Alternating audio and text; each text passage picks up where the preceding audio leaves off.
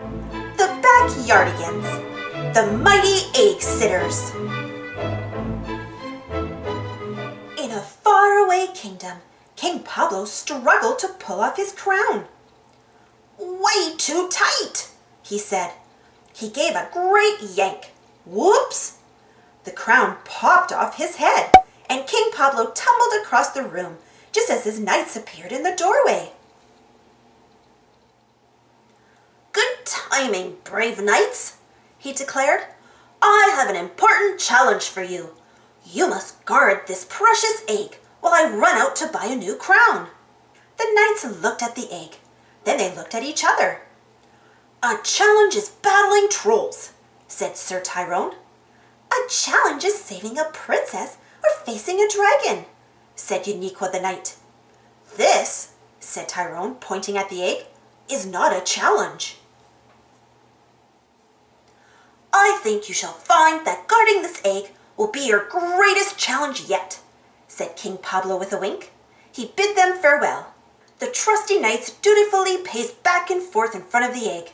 As they did, the egg began to wobble. It wobbled off the pedestal and out the door. Then it rolled down the stairs. "Catch that egg!" cried the knights. The egg rolled out the castle door, bumped over the drawbridge, and bounced into the moat. The fearless knights stared into the dark water. The egg bobbed to the surface and floated away. "To the horses!" shouted Uniqua the knight. The mighty knights thundered along the river on horseback.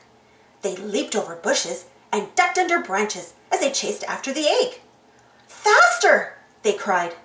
But the egg slipped under some tangled roots and disappeared into the woods of the grabbing goblin. The grabbing goblin opened his door and grabbed the egg from the river. "Halt!" cried the knights. "We are the knights of King Pablo's court. Hand over that royal egg." But the grabbing goblin took off with the egg. "After him!" cried Sir Tyrone.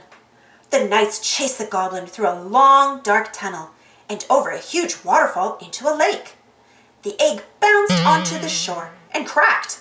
2 legs popped out and the egg got up and ran away, all by itself.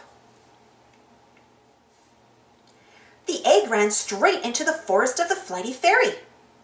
"Hark, good fairy," said Uniqua the knight. "We are the knights of King Pablo's court, with a goblin in tow. We command you to give us that egg." The flighty fairy waved her magic wand and made the egg twirl and dance in front of her. "Don't mess with the flighty fairy," she said with a laugh. But the grabbing goblin did mess with the flighty fairy. "Neato!" he cried as he grabbed her magic wand. Suddenly, the egg began to fall. "Abracadabra!" shouted the grabbing goblin as he pointed the magic wand at the egg. "Open sesame!" But the egg fell to the ground. Crack! The shell cracked and sprouted wings. "Look!" shouted Sir Tyrone. "The egg has wings!" Then the egg flew away. The 2 knights, the grabbing goblin, and the flighty fairy chased the flying egg.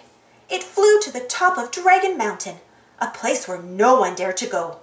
They came to a cave filled with bubbling hot lava, and there, perched on top of a boulder, was the egg. Looming over all of them was an enormous dragon. "Forward with haste!" shouted Uniqua the knight. The knights ran out onto a ledge and off the side of the mountain. "Ah!" A baby dragon swooped down and caught the falling knights on his back. "The egg has turned into a baby dragon!" cried Uniqua the knight. The baby dragon flew everyone back to the castle. King Pablo had just returned from buying his new crown. "Did the egg give you any trouble?" he asked with a smile.